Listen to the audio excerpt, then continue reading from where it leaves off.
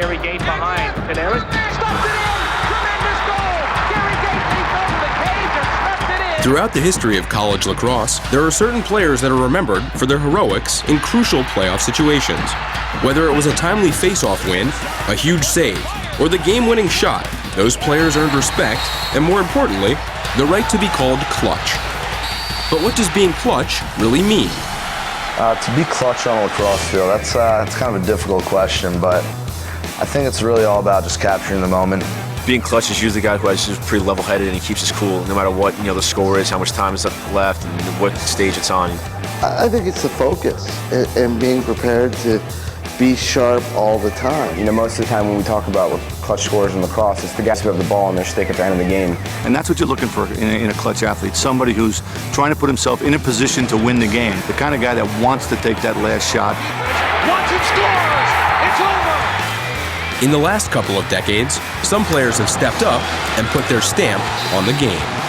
One of the guys, Boyle, has certainly always admired tremendously because he could beat you with the ball feeding, he could beat you dodging, he could beat you finishing, and always, again, one of those guys who wanted the ball at the end of games.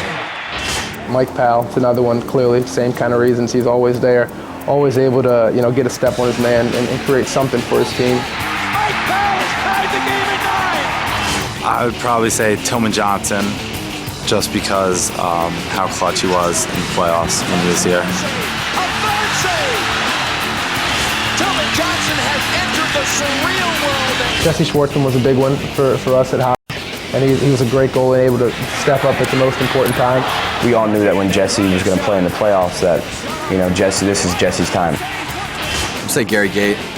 He's my idol, best player of all time. We're playing 1988, the national semifinal game, and we're down by a goal, and I'm taking a dunk from behind, an air gate shot. You're down by a goal, you're trying something that's never been done before. If I was focusing on making a clutch play, it would never happen. Since Gary Gait graduated from the college game, there have been many great players, but none has been as deserving of a Gait comparison than Duke's Zack Greer, who leads the current crop of clutch players.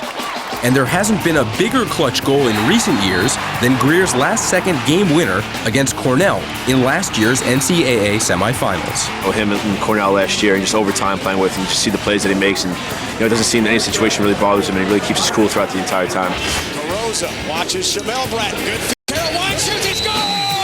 Brian Carroll wins it for Virginia in overtime. Yeah, I think you're feeling pretty good about Brian Carroll these days. He's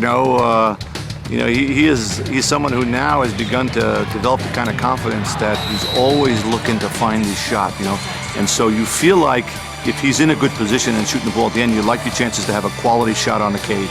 Stephen Brooks thought about a shot. Wide shoots, he scores! I just got the ball, took a shot, and when I scored, I just started screaming at the top of my lungs. It's been 10 years since we won at Homewood, and it's about time we start getting good streaks rolling our way. It gives you a lot of confidence, but it also gives you a lot of faith in your teammates to just find the back of the net when it's really needed. Just as in years past, it's not only scorers who are clutch. Talented goalies and face-off men play an integral role in postseason success. Whoever wins the face-off challenge usually wins the game. I think they're going to be huge. So now you've seen these clutch players, old and new. Who's going to emerge as the hero this year in Foxborough? To find out, you'll have to watch this weekend.